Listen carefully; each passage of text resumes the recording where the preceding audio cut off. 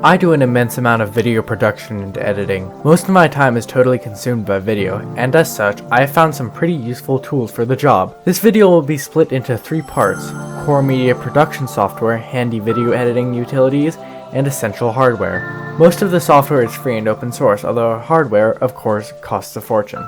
Even though all of this hardware is important, you should buy hardware that most suits your video production style.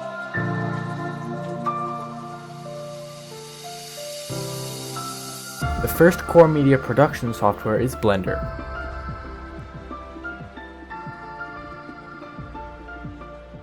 It is predominantly a 3D design and animation software, and I end up using it a lot. Blender is completely free and open source and run by the Blender Foundation, which is a non-profit organization. I personally am very grateful for this software and to all the people behind it due to the expensive prices of other 3D software. Overall, the software works amazing. There are very few bugs, and I haven't had much of an issue using it on my low-spec laptop, although render times are not easy to deal with. This software can be used for anything from 2D graphics to water and fire simulations, and anything in between. I would put Blender on a high priority list for people to get experience with.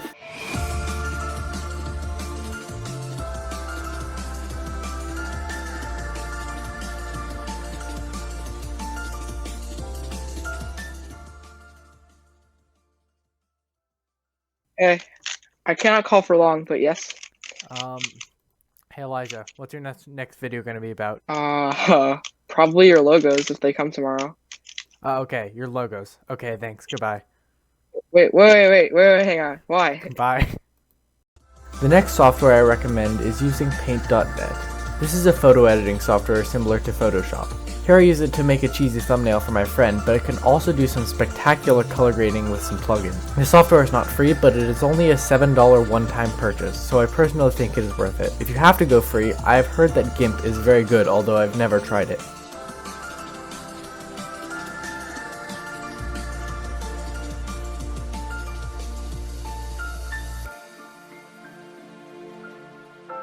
DaVinci Resolve is another must-have software. It is a normal video editing software that can basically do anything. It started as a color grading software and then developed into a full editing software.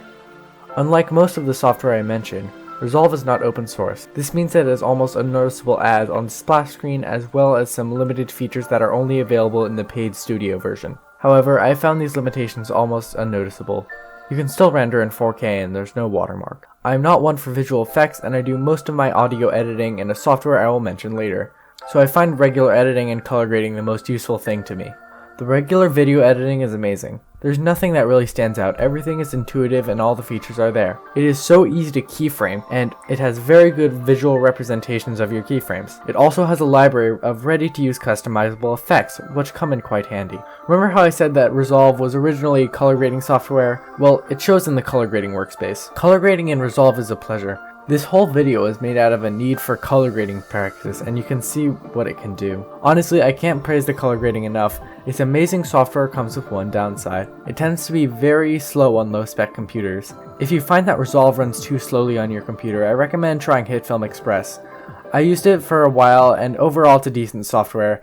I really do recommend at least trying Resolve first though.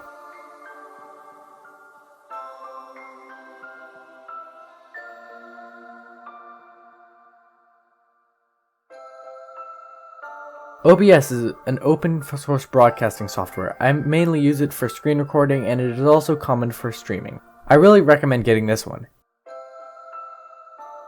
Handbrake. It is an open source video encoder that can compress or convert video files. I use it a lot and it works very well. However, it seems to be a huge CPU hog, so be wary of that.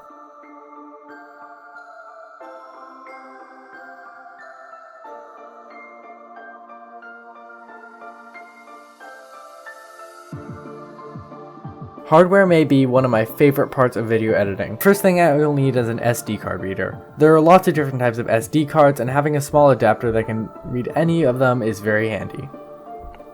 Another thing you'll need is an SD card with enough storage. I found 32GB SD cards does the trick for 1080p video. The next thing to get is a mouse.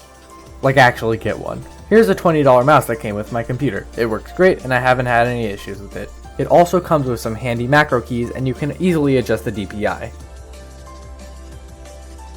One thing about video files is that they get very large very quickly, and that's why I use an external hard drive and external SSD on a daily basis.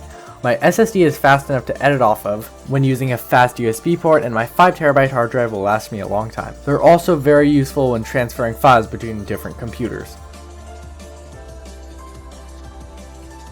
This brings me to the third piece of your hardware, your computer. I recommend getting a very good computer for video production because it makes all this upscaling possible.